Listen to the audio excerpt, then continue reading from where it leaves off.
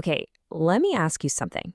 Have you ever been there? You spend hours studying, you've got highlighters everywhere, you've reread your notes so many times, you think you've got them memorized, and then you sit down for the exam and poof, it's all gone. Your mind is a total blank. It is one of the most frustrating feelings imaginable because you know you put the work in.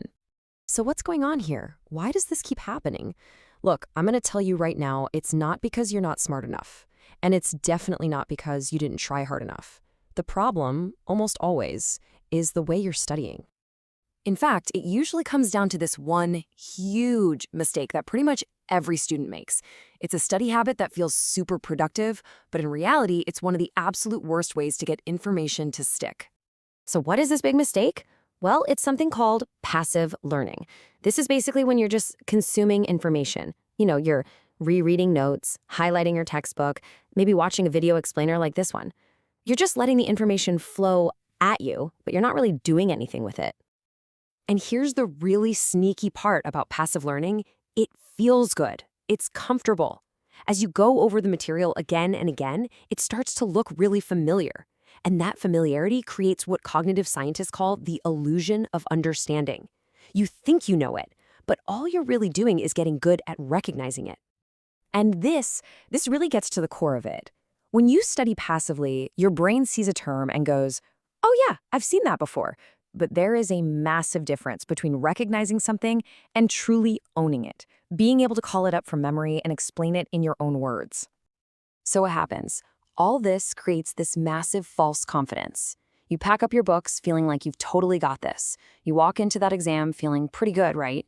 But then you see that first question, and it asks you to apply the knowledge, and you realize you can't actually pull it out of your head.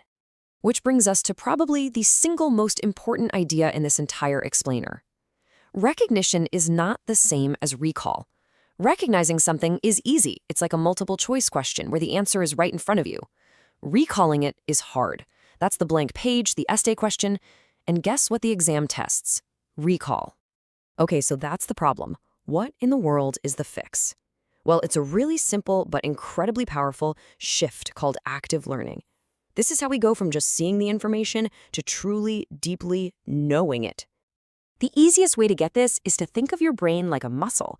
I mean, you can't get stronger just by watching other people lift weights at the gym, right? You have to actually do the reps yourself. It's a perfect fit. Watching a lecture or rereading a book is the mental version of watching a workout video.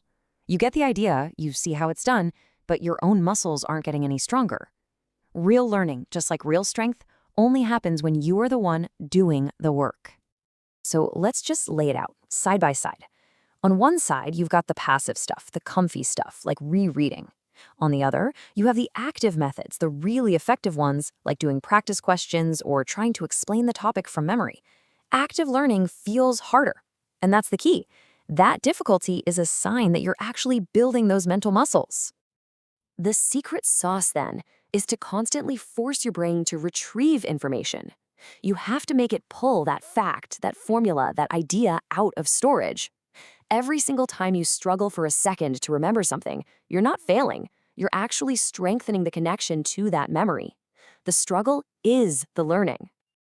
Okay, so this all sounds good in theory, right? But how do you actually do it? Let's walk through a super simple 3-step system you can use starting today for literally any subject.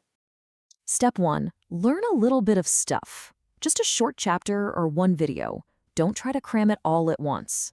Step 2, and listen, this is the most important part. Close the book, put away your notes, and now try to recall everything.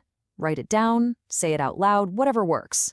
It's going to be a mess, and you'll forget stuff. That's fine. Finally, step 3, check your work. Open the book back up and see what you missed.